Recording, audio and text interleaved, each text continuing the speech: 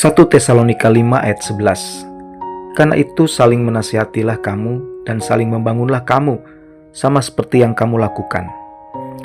Sobat Inspirasi, surat Paulus kepada jemaat di Tesalonika menutup beberapa instruksinya dengan sebuah panggilan yang sangat praktis dan mendalam.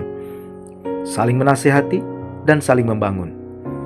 Ayat ini bukan hanya sebuah saran, melainkan sebuah perintah aktif bagi setiap anggota tubuh Kristus.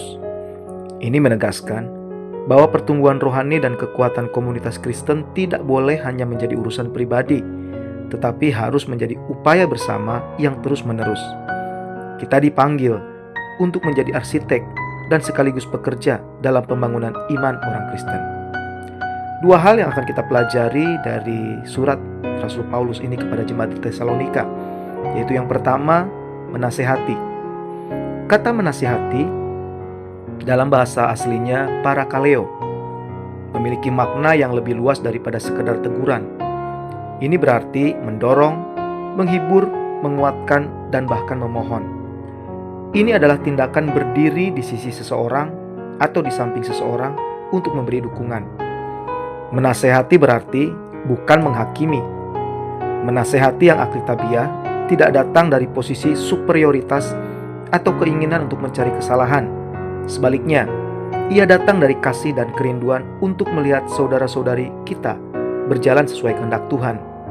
Yang kedua, menghakimi berarti mendorong dalam kebenaran. Kadangkala, menasehati berarti dengan lembut mengingatkan seseorang akan kebenaran firman Tuhan saat mereka bergumul dengan godaan atau keraguan.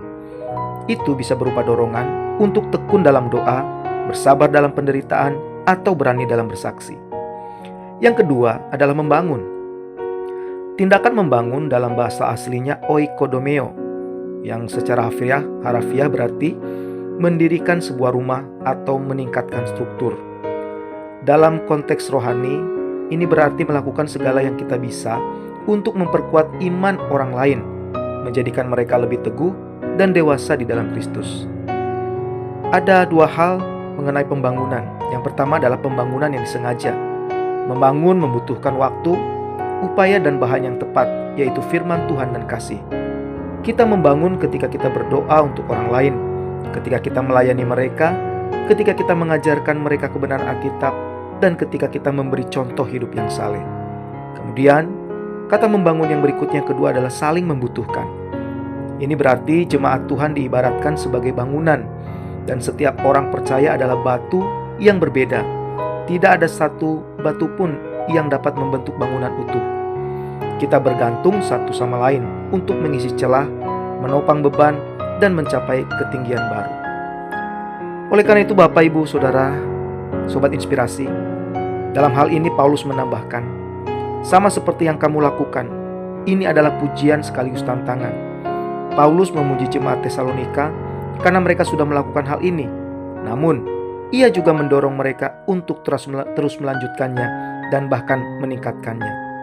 Komunitas Kristen yang sehat bukanlah tempat di mana orang-orang hadir secara pasif, tetapi tempat di mana setiap orang-orang secara aktif berpartisipasi dalam pertumbuhan orang lain.